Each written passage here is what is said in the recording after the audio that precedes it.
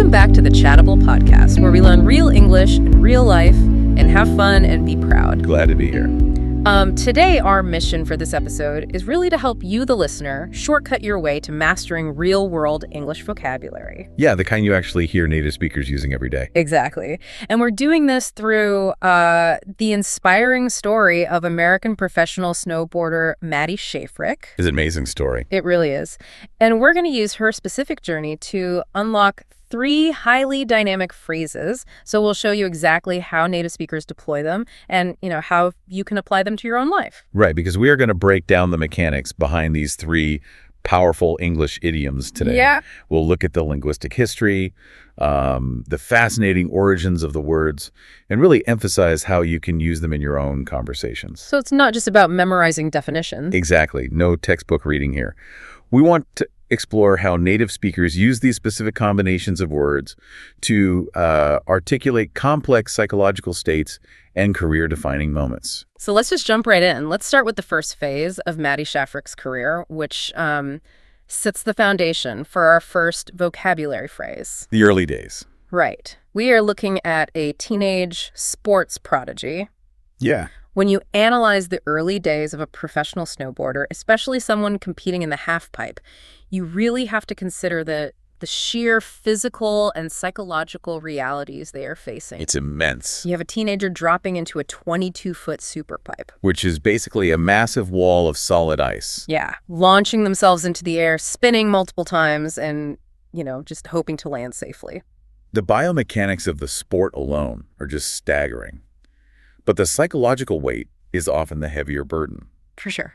In sports psychology, there's a concept called identity foreclosure. Oh, identity foreclosure. What is that exactly? So this happens when a very young person commits entirely to a single identity. Like being an elite snowboarder. Right. They commit to that before they've had the chance to really explore who they are outside of that arena. So they don't even know who they are without the snowboard. Precisely.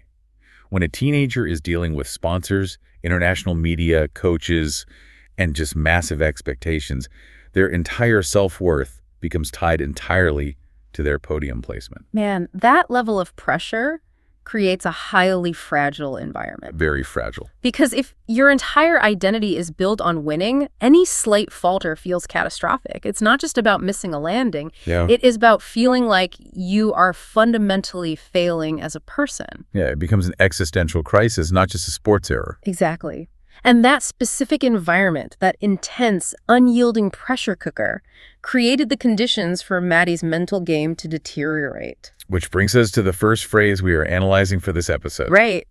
Because of that relentless environment, Maddy's doubts started to creep in and never left. Creep in. Let's break that down for everyone listening. Absolutely. When we look at the literal origin of this phrasal verb, it's highly visual. I want you to visualize an animal or a bug creeping. Okay, like a spider or maybe a cat stalking a mouse. Yes. It moves very slowly, quietly, and carefully to avoid detection. It's sneaky. Incredibly sneaky. And then we look at the mechanics of the phrasal verb itself. We add the preposition in. Which changes the dynamic entirely. It does. Adding in means something is entering your mind or a situation so gradually that you don't even realize it's happening until it is fully present. So it's crossing a boundary. The doubt wasn't originally part of Maddy's internal state. No, it came from the outside. From the sponsors, the media, the expectations. And it crossed the boundary into her mind. But because it crept in, she didn't notice the invasion until it was, basically too late. The delayed realization is the absolute defining characteristic of this phrase, which brings up a really fascinating pattern for the listener. What's the pattern? Native speakers almost exclusively use this phrase for sneaky negative things. Interesting. So it's not really a neutral phrase. Not at all. There are very common collocations, meaning words that are frequently paired together. You will hear about doubt creeping in. Or fear creeping in. Right. Jealousy creeping in. Exhaustion creeping in. So it's almost always something you wouldn't actually want. Exactly. We only use creep in for things our brain would normally try to block if it saw them coming. That makes total sense. But it can also apply to literal environmental changes, right? Yes, definitely. Like the cold winter weather creeping in. A perfect example. It's that same concept of a slow, unstoppable invasion. It doesn't happen overnight. No, you don't wake up and it's suddenly winter. Right, the sun sets maybe 2 minutes earlier each day, the temperature drops half a degree, and suddenly you realize you are in the dead of winter and you need a heavy coat. The weather is a perfect literal parallel. The threshold is crossed incrementally. To ground this in a daily reality for you, the listener, let's talk about a guy named David. Okay, let's hear about David. So David just started a difficult master's degree program. That's a huge undertaking. Right. And for the first 2 weeks, he felt great. He had his new notebooks. His schedule was organized. He felt super capable. The honeymoon phase of a new program. Exactly. But as the semester went on, the homework piled up. The reading assignments got longer. The exam started looming. Yes. He didn't suddenly wake up one morning and decide he couldn't do it.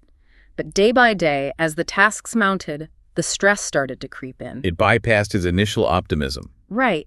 He didn't even realize how overwhelmed he was until he completely snapped at his roommate over something silly like unwashed dishes. Because the stress had crept in so quietly, it manifested as frustration somewhere else. Exactly. And that is why this vocabulary word is so deeply relatable. It gives you the framework to identify these invisible pressures. So think about your own life for a second. We want you to reflect on a time when an invisible pressure slowly crept in on your own life.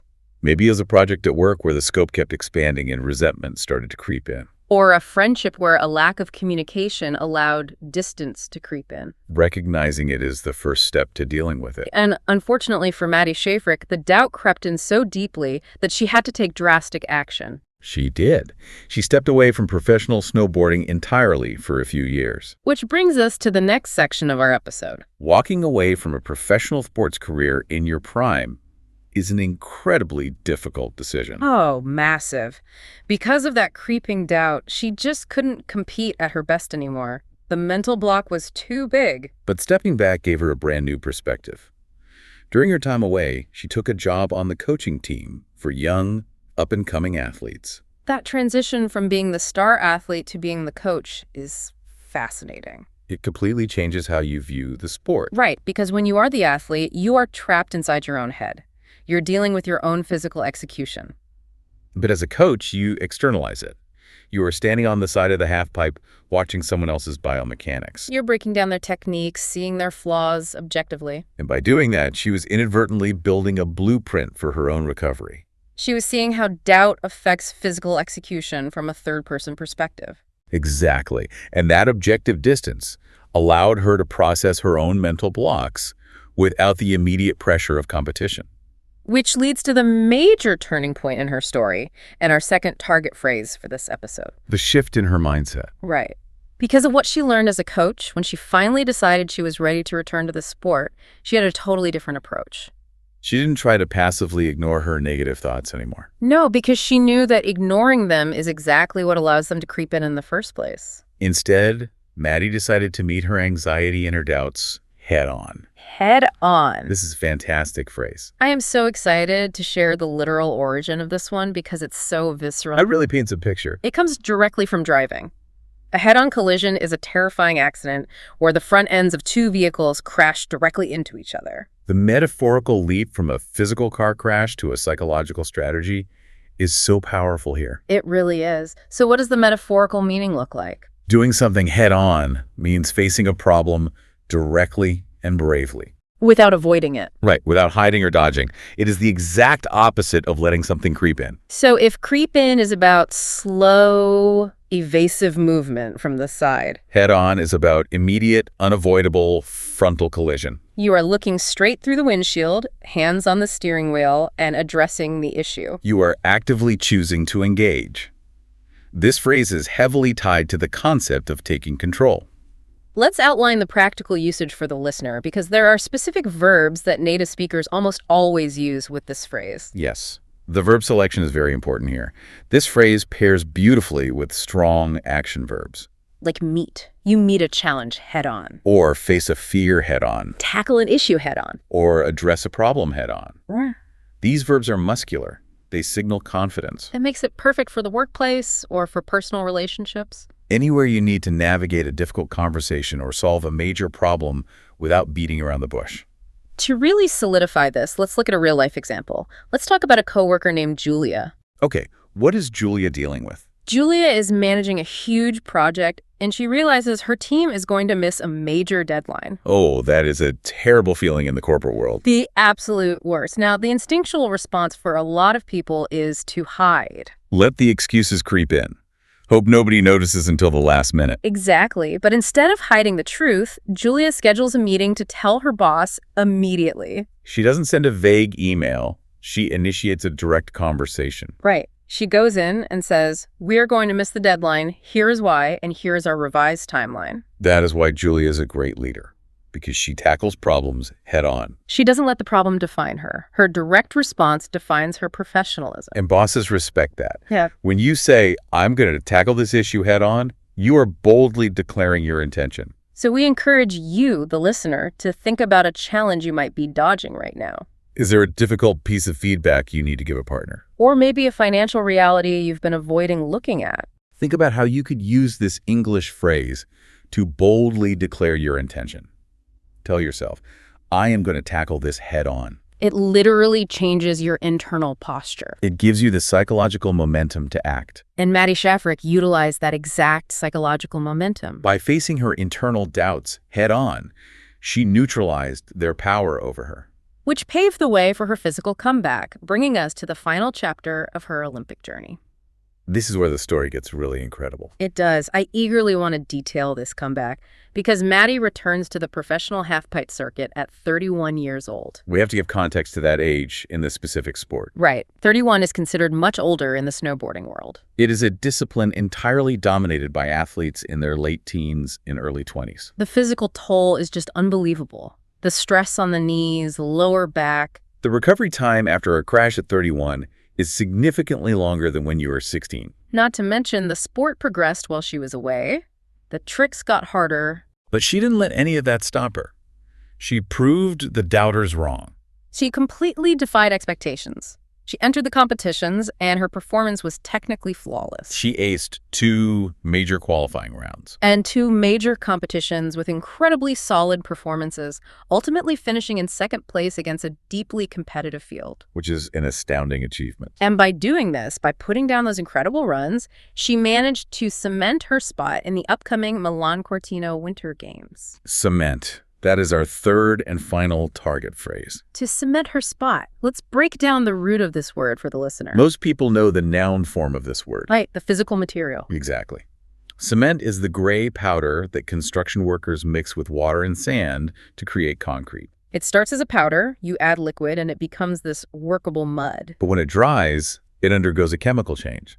It becomes rock solid and permanent. You can't unmix it once it dries. No, it is set in stone, quite literally. So that transitions us perfectly to the verb form, using cement as an action. When we use it as a verb, we are making a metaphorical leap. We are saying that an action makes a relationship, an idea, or a position extremely strong, permanent, and unlikely to change. It takes something fluid and uncertain and hardens it into reality. And the versatility of this verb is just fantastic for you to use in daily conversation. It works in so many different contexts. It is fantastic for sports, careers, and relationships. Let's give some examples.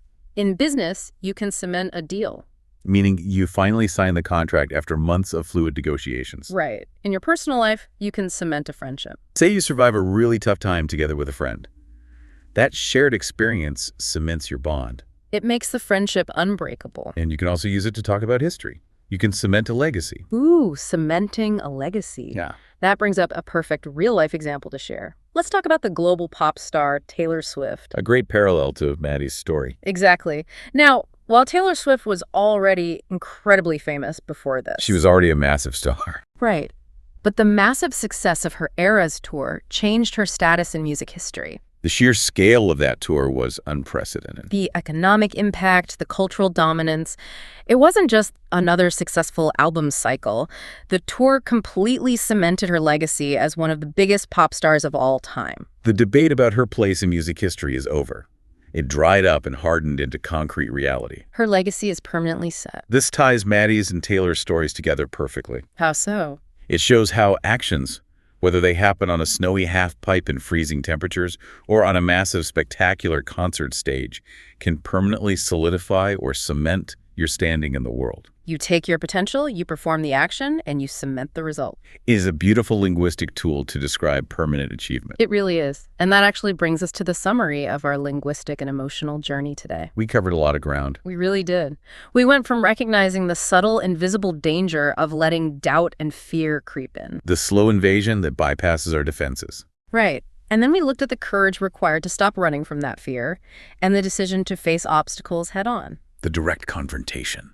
Taking the steering wheel. And finally, we saw the ultimate reward of that high-impact courage, the ability to lock in your success and cement your achievements. It is a complete narrative arc mapped perfectly to English vocabulary. Before we go, I know you have a final, fascinating question to leave the listener with. I do. I want to leave you with a provocative thought to ponder on your own. Something to build on the source material we discussed today. Exactly. Notice how all three phrases we learned today rely on highly physical, tangible metaphors. Bugs creeping, cars crashing, and gray powder hardening into rock. Right.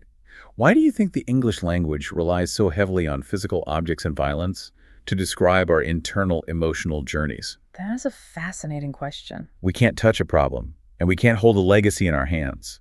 Yet we use these intense physical metaphors to make them real. What other physical metaphors shape the way you think about your daily life? Wow.